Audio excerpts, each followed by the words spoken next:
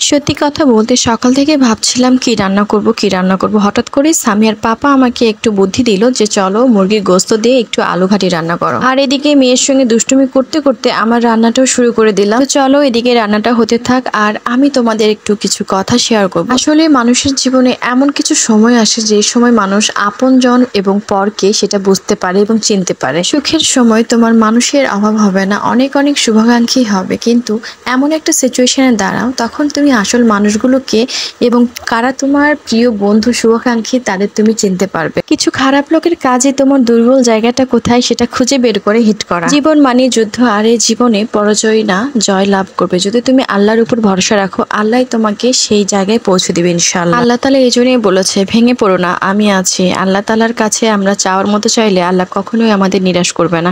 আর যত বাধা বিপত্তি আসুক ইনশাআল্লাহ কোনো না কোনো রাস্তা আল্লাহ ঠিক বের করে দেবে। আমাদের জন্মের সময় আমাদের ভাগ্য নির্ধারণ করে আল্লাহ তাআলা দুনিয়াতে পাঠায়, শুধু একটু ফল প্রকাশের অপেক্ষায়। আল্লাহ তাআলা সব জানেন।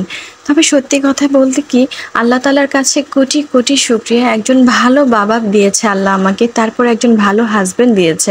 বাবা মার পরে ভালো হাজবেন্ড পাওয়া এটা কিন্তু অনেক ভাগ্যের ব্যাপার।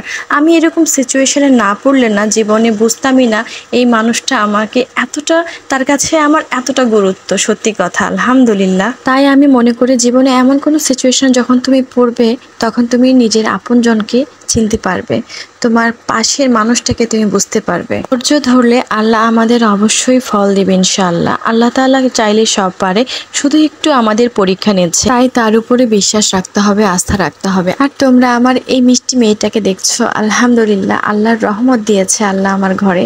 এই মেয়েটা আমার জীবনটাকে টোটালি চেঞ্জ করে দিয়েছে, আমার মা, আমার কলিজার টুকরা। আর এদিকে তোমাদের সঙ্গে কথা বলতে বলতে আমার রান্নাটাও কিন্তু শেষের দিকে। এদিকে আমি ভালো করে আলুগুলোকে ম্যাশ করে নিচ্ছিলাম।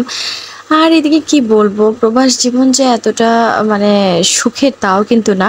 তবে আলহামদুলিল্লাহ আমার হাজবেন্ড, আল্লাহ তাআলার অশেষ রহমত, সে আমাকে অনেক ভালো রেখেছে আলহামদুলিল্লাহ। আর এই তো তোমরা লাগেজ দেখতে পাচ্ছ, সামিয়ার পাপা বাংলাদেশে চলে যাবে, ও ঈদের পরে আবার চলে আসবে আমাদের কাছে ইনশাআল্লাহ।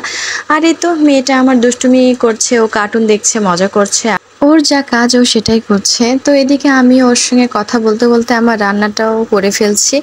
আর এই তো কি বলবো, আর আসলে অনেক কিছুই আছে মনের মধ্যে, আবেগপ্রবল হয়ে হয়তো অনেক কিছু বলে ফেলি। জীবনের অনেক কঠিন সিচুয়েশনগুলোকে ইজিভাবে নেওয়া দরকার, আল্লাহর উপর ভরসা রাখা দরকার। কারণ তুমি আশেপাশে তাকিয়ে দেখো, মানুষ অনেক কঠিন সিচুয়েশন পার করছে, আলহামদুলিল্লাহ সেই তুলনায় অনেক ভালো আছে। তো এই তো কথা বলতে বলতে আমার ভিডিওটাও শেষ পর্যায়ে চলে আসলো।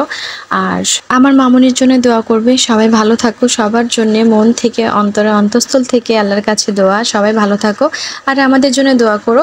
আর এই তো আজকে ভিডিওটা এই পর্যন্তই। নতুন কোনো ভিডিও নিয়ে আবার চলে আসবো, সেই পর্যন্তই ভালো থেকো। আল্লাহ হাফেজ, আসসালামু আলাইকুম।